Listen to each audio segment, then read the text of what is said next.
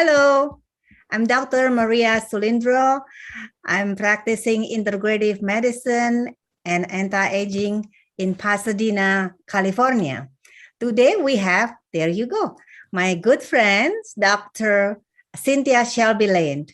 And as usual, every first Thursday of the month, we would like to update you with the current popular topic, which is COVID and vaccine. But today we are going to be surrounding the booster and also the new medication, and we'll listen to all this new information. Okay, and let me before we do that, let me introduce your background, Dr. Cynthia. Right, thank you. Just your background first, okay?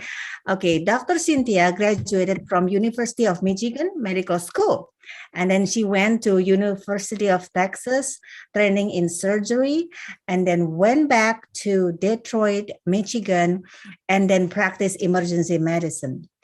And years after that, we both get bored, okay, doing the same thing. So we combine it with integrative or functional medicine in anti-aging medicine. And of course, knowing Dr. Cynthia, that is her day activities, her night activities, comedian. Can you believe that? So she really heals the patient by doing like a fun thing so that people heal faster, right, Dr. Cynthia? Absolutely. Laughter is good medicine. Yes. So how are you doing? I'm good. And just to let your audience know, we have been talking like this. We hadn't seen each other for about 18 months. And then all of a sudden, we're in Florida and we're there for the launch of SpaceX, and we saw each other in person. So we'll talk about that in a few minutes though, but it was fun seeing you in person again. Love you. Yes. So we can do a little bit of update on that because many of my listeners or patients, they would like to know why you're there. Okay. I had a lot of fun. We both had a lot of fun. Yeah, we did. Right? We did. And we were there for 2 days, and first time seeing all that.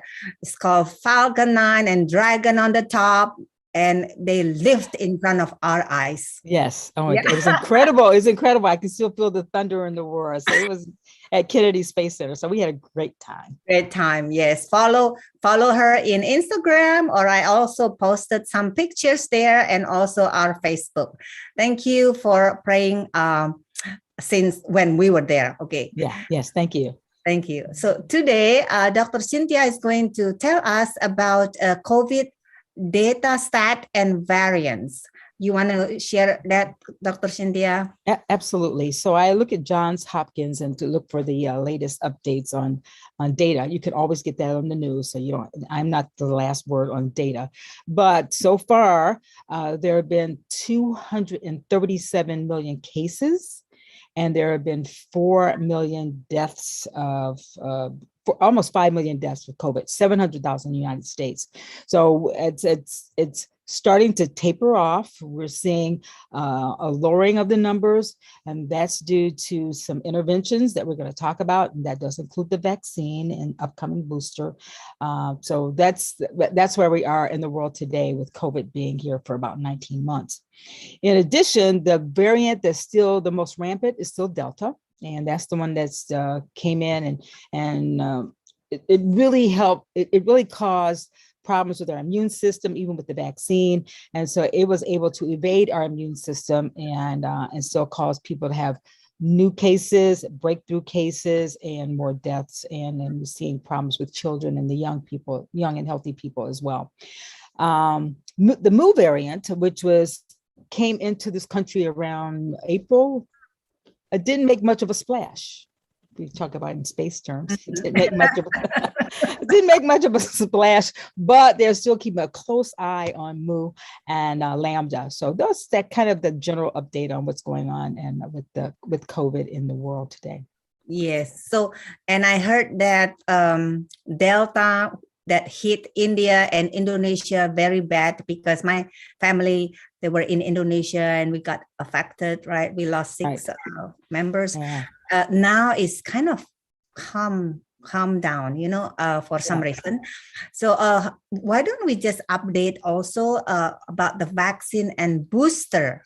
It's very popular. Okay, so the vaccine in the United States and not worldwide, about 55% of people have received both doses of the vaccine, whether that's mRNA, Pfizer, BioNTech, whether that's Moderna or even Johnson & Johnson or Janssen, which is a single dose. So 65% of people have received at least one dose, 55% double doses. Now, this is where we get into how long does your immunity last? And I know you spoke with the doctor last week who talked about stroke and heart attack. Dr. Harrington. Yeah, the immunity, actually, even your innate immunity doesn't last very long, as looking at data. And after 3 months, it starts to wane, and even the efficacy of the vaccine starts to wane. So that's why, according to doctors who do this every day, who are reporting on the news, I follow infectious disease epidemiology, it looks like people are going to need a booster. That's because your immunity wanes, and that's because of the variants as well. So it doesn't last. Just doesn't last. And that's why people are getting booster shots. It looks like people who never got a vaccine, the anti-vaxxers, there's still millions of those people. And the people who already had their vaccine, they're getting in line to get the booster. So it's kind of where's your mind? Where's your mindset? What is your personal choice going to be in terms of whether you get the vaccine or the booster or both? It's kind of hard to tell people what to do. I stopped telling people what to do. It's hard to advise, especially if somebody doesn't want to get the vaccine. But that's what the data shows right now.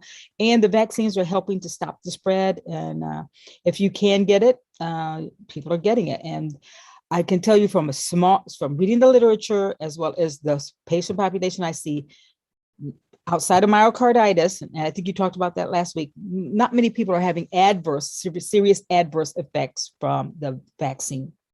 Mm-hmm. No, you may have different data. I don't know. Oh, see, but you're right. It's very difficult telling people what to do, right? Yes. For me, because, I always test, and that's the reason why I asked Dr. Harrington to come on my YouTube to explain about his post-vaccine testing, right? Mm-hmm. So I see from all my patients that have double vaccines, or Pfizer and Moderna, or even Janssen's, mm-hmm. I test their antibody, and yes. It looks like even the first vaccine, the antibody went very high. Many of them, not just like hundreds, sometimes. Mm-hmm. Thousands. And I even saw my international patients, sometimes in June, they all flew here because we opened our airport by June 15, if you remember. Mm-hmm. So they all flew here, and then they got the 2 shots of Sinovac from Indonesia. But if they're from Singapore, many of them get Pfizer.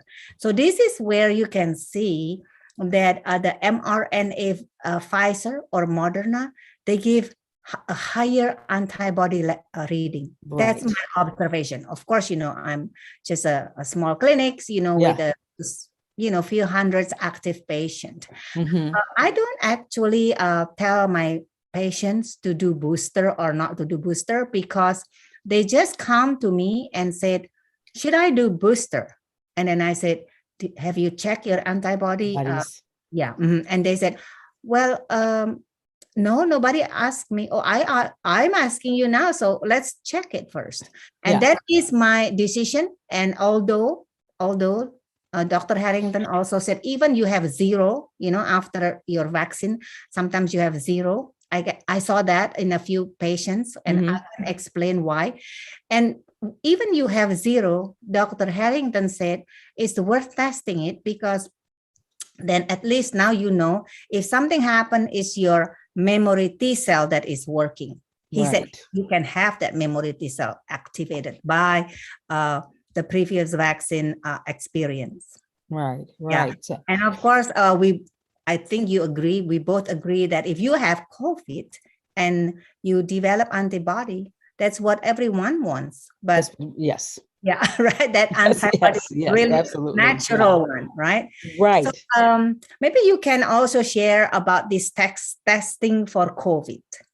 Oh, before I go to that, so Pfizer has authorized boosters for 18 and above, frontline workers, anybody 65 as well and above was the original, and people with immune disorders. The CDC is going to be meeting on October 14th and 15th to look at Moderna and Janssen Correct. to see if Yeah. we need a booster. Okay. Mhm. All right. So testing. Oh my gosh. Testing was such a big deal. Remember in the beginning? Yes. Testing. Yeah. So there was a PCR test, which is a molecular test, and then you were talking about antibodies. And now the thing that's the latest news is rapid home testing, which means you and I already faced this when we went to NASA. And if you had a vaccine card, you could go through. If you Yes. didn't have a vaccine card, you had to be tested. Yes. And so you had to sit there for 15 minutes, like a rapid test.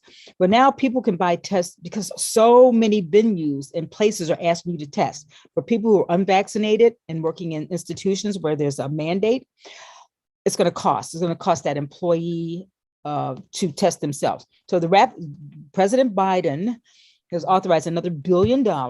So that's $3 billion for rapid home test. One test you can use yourself, do the nasal pharynx for antigen testing. And the other is a test. Still, you use it, the nasal pharynx, but you use it with your phone technology. So one's like a home pregnancy test. The other is something that you got to use with your cell phone. It's kind of complicated. And some of the tests have come out giving false positives because everybody can't use their cell phone to figure out this technology. The easiest is the home pregnancy test style, but of course, there are like 3 or 4 companies on the market now looking at that. The cost of one of those tests to you would be $5 to $10. If you had to do that 3 or 4 times a week, $20. That's like your cup of coffee at Starbucks. Okay. And now the whole year because you had to keep testing. And so this is going to be something we're really looking at in terms of how to protect everybody in every single venue. And that's where we're going, home testing. Yeah. So our job is just to let them know that this is available, but whether this is going to be successful is yet to be seen, because they have to have their self-discipline, and they have to be normal in their brain, that if they don't test and they just go anywhere, like some of them will do that, and then it won't work. Yeah, because this is really self-discipline, because it's a home testing. Right. I can tell you that for instance, my grandson went to school and he had like sniffles, and they sent him home and he had to go get a test. We had to go to the clinic. We went to the clinic because I don't do testing at my office. We went to the clinic. We had to sit there. Took a day and a half to get the result back because he didn't want the nasal test. He wanted the saliva test. But so therefore, there's got to be a differentiation between the flu, other viruses, and COVID. And so when anybody presents with symptoms, most of the time they're doing their temperature. They should probably do their pulse ox as well. But for the most part, this is going to be like common. So people need to get used to self-pregnancy test, self-COVID test. And that's probably going to be the next nature of home care. Mm-hmm. And I heard that from one of my friend, emergency doctor, he said that now it's no longer treated as a special case. It's treated like a normal disease. Like you go to the hospital, either you go to a regular bed or you go to ICU, the hospital charge just like normal, like you have a flu disease. Government is not taking care of that anymore. So what about mandates? So if that's the case, like you have testing and you have all these $1 billion aside for testing, what about mandate? So mandates are working, number one. Mandates, people are complaining, number two. They're complaining big time. So Kaiser Permanente suspended 2,200 unvaccinated employees. 1,700 employees unvaxxed in a New York hospital were let go. The governor in New York and in California, Governor Newsom, are saying everybody has to be vaccinated, have to have a vax card. As a matter of fact, the LA County City Council, the Los Angeles City Council, just said as of 2 days ago, you can't get into restaurants, you can't get into the Staples Center or venues, you can't go anywhere without a vaccination card. Where is that? Here? Los Angeles, yeah. Oh, Yes. I am here. I know. But I don't even know that exists. And in Yes. fact, I have a friend showing me, they were in Laguna Beach and they were having friend visit in their home. Mhm. And he said, look, we don't have to wear a mask. And I said, how about restaurants? Opened. 100% open, and meaning that you can walk in and go and sit there and eat. So I'm in Pasadena. This is not Los Angeles City, but it's Pasadena City, but we are Los Angeles County. Right. County. So I'm not quite sure. I think maybe you're talking about all the the city. They can mandate that. Yeah. Mm-hmm. Yeah. Because it's the city council. So as you see that start to cross over from New York to Los Angeles and people wanting to do things, the entertainment industry is now having protocols. Now they're not necessarily making a mandate, but their protocols are, if the entertainer says you should be vaccinated, then you have to be vaccinated. If the venue says you have to be vaccinated, you have to be vaccinated. So it's up to the entertainment protocols. So I'm just saying, consumer beware. Keep a copy of your vaccine card if you have it.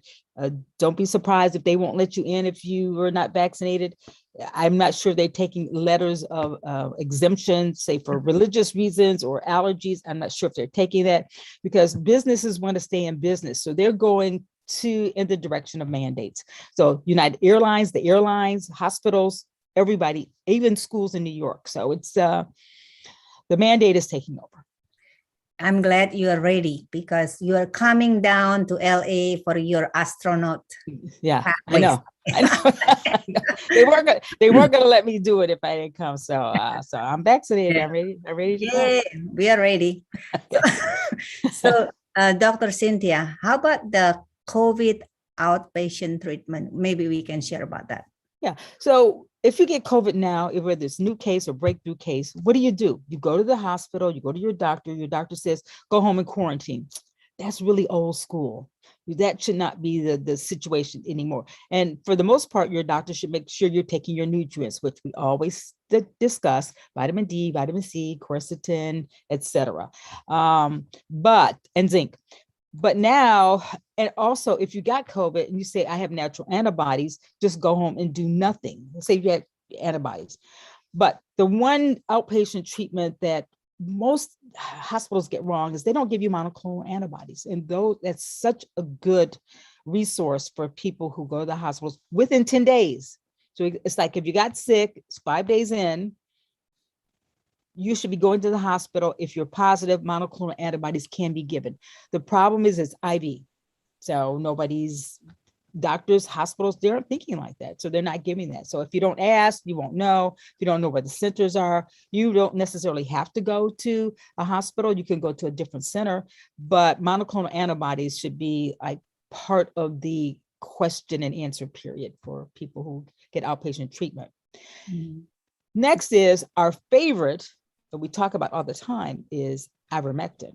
So ivermectin it's like the kid in class who makes a lot of noise. Boy, okay. And they're like, why do you keep talking about this stuff? Why do you? So what is it again? So I know you're to me, the expert on this, but just so you know, some hospitals are being sued now because people are on the internet, they're on WebMD, they're looking it up. Ivermectin, it's like a chant. So they go into the hospital, the doctors say we can't do it in the hospital.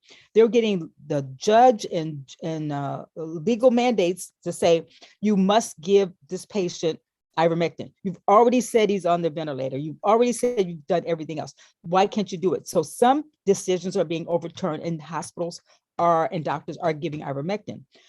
There's one case that I remember that I read, it was in New York, a patient family when the ivermectin given. The lawyer said in three other cases, we got this overturned. The hospital was able to give the ivermectin. Those patients survived. This guy who was not able, the judge said yes, and then no, he died. So now the hospital is being sued. So it's a lot of controversy. The other other thing is the FDA is studying this. The FDA is looking into how ivermectin works. It's an antiparasitical. It's for parasites. It's for lice. It's not for viruses, but they want to see if it works against viruses. And so they're starting to work on that. But the legal problems are starting to mount because hospitals and doctors and traditional people wouldn't look at it at all. So it's there, but you have to understand, one person died. He was sick, he got COVID, he was on a ventilator, he subsequently got ivermectin, and then he died. So there are not a lot of cases to compare, so I'm not sure. I haven't looked at all the FDA studies yet. I've looked at the other studies out of the country. So patients are now smarter, okay? They listen to all kind of educational YouTube, and just like ours, and then they read, okay, oh yeah, so this is ivermectin is not killing COVID virus, but why it works, right? So they look and listen to more videos, and maybe we should get this one, and then some of their doctors do not want to give to them, right? So I'm not sure why. I would give, okay, and then and then, but unfortunately, Dr. Cynthia, the pharmacy has a warning pop up in their computer if the prescription is ivermectin. And all my 38 years of practice, they never call me for questioning my prescription. And if it's ivermectin, they call and ask me, are you giving this ivermectin for COVID? Of course, I said no. Okay, so they say, okay. Then they ask the patient. Now, patient is smarter. He said, no, I eat a lot of vegetable now, and so my doctor said I have to take ivermectin for my parasite. Some of my patients tested positive for parasite, but let me share with you, many of them who have Epstein-Barr virus, they are very tired, have no energy, it's very difficult to kill Epstein-Barr virus unless you ozonize them, probably. But then this patient, they claim and they swear that after they take ivermectin, they feel better. And then they have energy. So I said, well, okay, you're not a scientist, so you cannot write this one on the paper or international paper for people to read. But if you benefit, don't take too much. You have to take the proper dose. Yeah, proper dose. That's the key, proper dose. Right. Well, thank you. And good thing that we can ventilate ourselves for ivermectin today. I know, right? We have to keep talking about it. It's out there in the news. You have to keep talking about it. Somebody has to have a discussion about this all the time. And there are very good people talking about it and people talking it down. One of the problems that the meat people have decided, have found out, is that they need ivermectin for their animals and and they can't get ivermectin now. So they're running out of ivermectin for the meat industry. So that's a concern. Not a huge concern yet. It hasn't caused any problems in the meat supply that we know of, but I keep my eyes focused on what's going on with ivermectin. Okay. So there's the new drug that is also as noisy as ivermectin. Right. It's the other noise. Yes. Right? Very noisy, but yes. You want to talk about that also? Yeah. So this new drug is called molnupiravir. Yes. MULNOVIRAPIR. And it is an antiviral. It was created in combination with a company, Ridgeback Biotherapeutics with Merck, right? And they went to Merck because Merck is a big pharmaceutical company. This is the little pharmaceutical company. And they started the study on a very small number of patients. As they started their clinical trials, they found out that it's a pill. Number one, it's a pill. So it's not like monoclonal antibodies. It's not IV. And it's a pill that's an antiviral. They use it on patients So they had a placebo group, and then they had the group that was going to get the molnupiravir. Those patients were doing well and lived, and the people in the control group, the placebo group, were dying. So they cut the study short. They said, we can't let people die when we saw that people lived. But it only works in 50% of the cases. So it's still just another tool in the toolbox. The cost is $700. It's expensive. Not sure if insurance or the government's going to cover this, but the cost of manufacture is $17.74. So when you start looking at numbers and is this really a drug that's going to work? Because there's other pills for viruses. There's a pill for HIV disease. So there's other antiviral pills. So this is the one for COVID. We're just going to keep our eye on this one too. We're just going to keep watching. $700, but it's covered by insurance.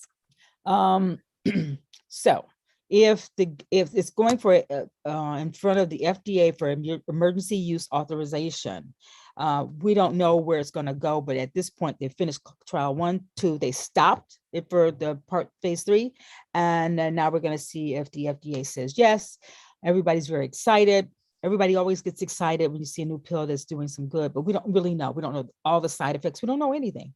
So I just want people to be aware.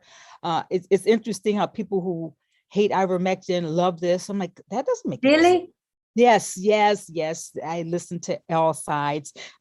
I'm non-judgmental, and I'm like, wow, that's interesting that you make that comment for this, but you won't make it for that. So wow. I'm just trying to be open-minded about what's out there and what's coming up. And it's a pill. So just understand it's not IV. It will keep people, it's not for inpatients. It keeps people who would otherwise get sick and go into the hospital. It's supposed to keep them more well, less sick, not hospitalized, no death. So that's the theory behind this new pill. And we'll see. And I heard that we as an outpatient physician, we can now request the Regeneron, which is monoclonal antibody, and just give it to them in our clinic. Yeah. But I just want to study the coverage because it's very expensive. It's yes, about it is. like, do you know how much? I think it's in the $2,000-$3,000 more.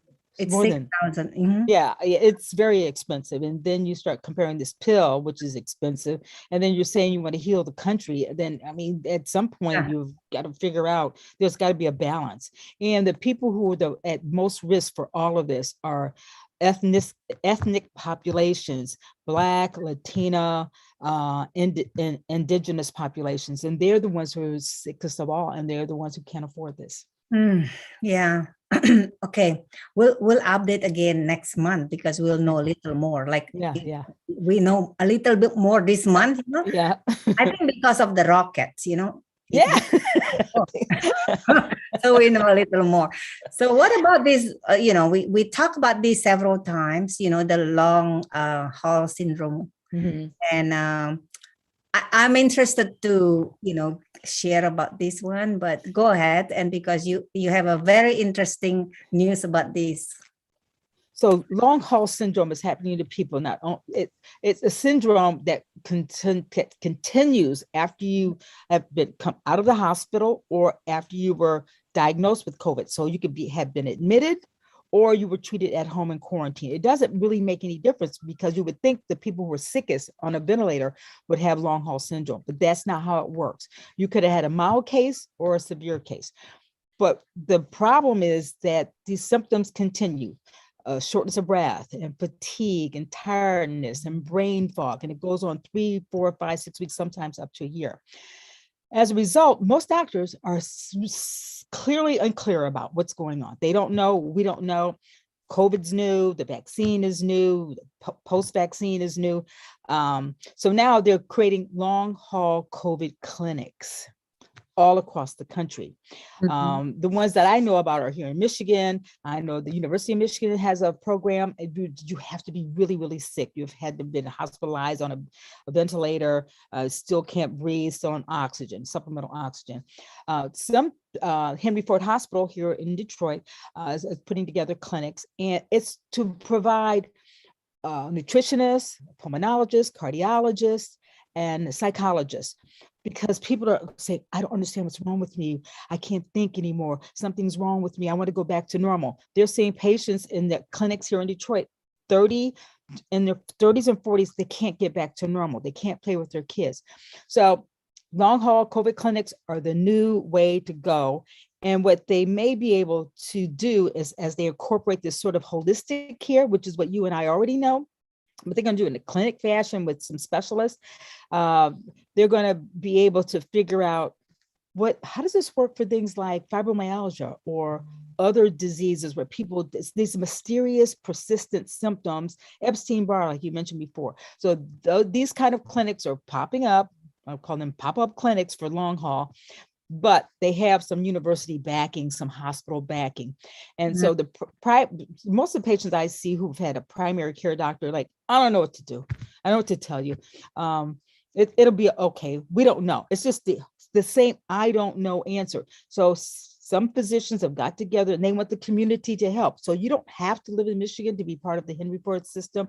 If you have a patient who wants to be part of this system and be in their program, they will help you. So you understand there's a psychological component, there's a cardiovascular component, there's a pulmonary component, there's the brain fog, there's the chronic inflammation. So this is the next generation of healthcare.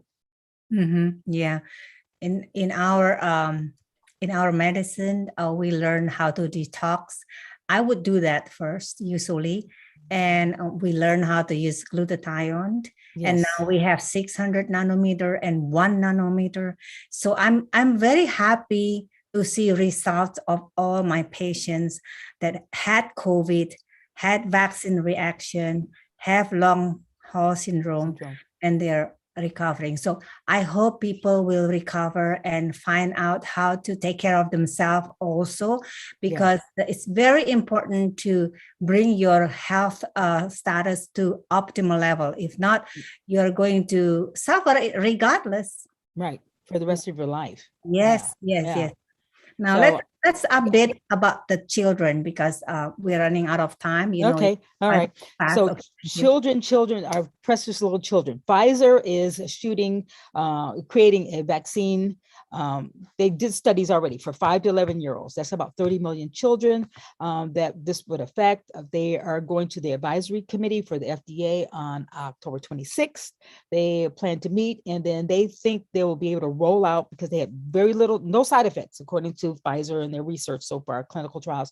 They plan to roll this out by the beginning of November for 5 to 11-year-olds. The dose for the 5 to 11-year-olds will be 1/3 the dose of the studies they did for 16 to 25-year-olds.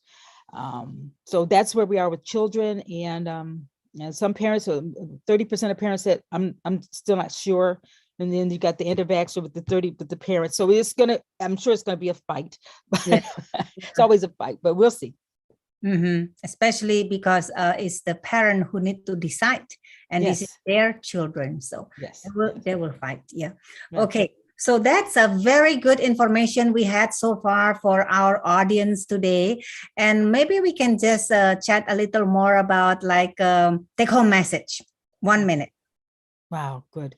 All right. So we started with the pandemic in 2020, and I just always compare it to the pandemic of 1918. That pandemic went on for about 3 to 4 years. I think there were anti-vaxxers back in the day. And a lot of controversy, but they didn't have the same technology we have today. They didn't have vaccine then. They had some sort of vaccines. Vaccines have been around since the late 1800s. So it's some sort of technology that called itself vaccine.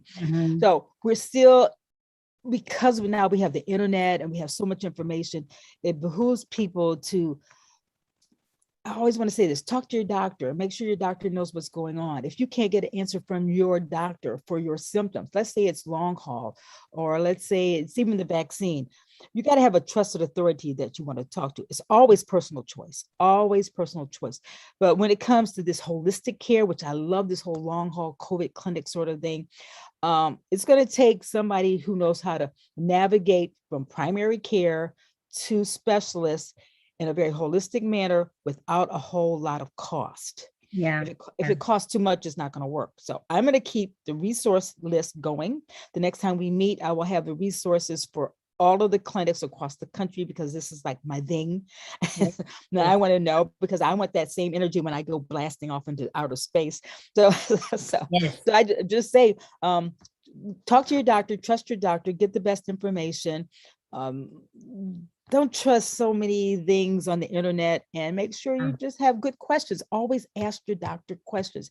I think the biggest problem patients have, they're afraid of their doctor. They're afraid the doctor's going to do something to them. I'm like, you're afraid to have surgery, so you won't see a surgeon, but they're not going to throw you on the table and cut you open. You have to get permission. So it's always best to get the best information from your personal doctor. Do that all the time. And if you don't like your doctor, fire them. So yes, you can fire your doctor. Yes. I don't know how it feels when you get fired. Okay, but I hope I do.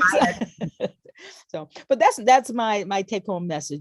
Get the best information, talk to your doctor, take care of your health the way we've been talking for the past year, and be happy, love one another. That's it. Be happy. Always listen to comedian. Yes, that's right.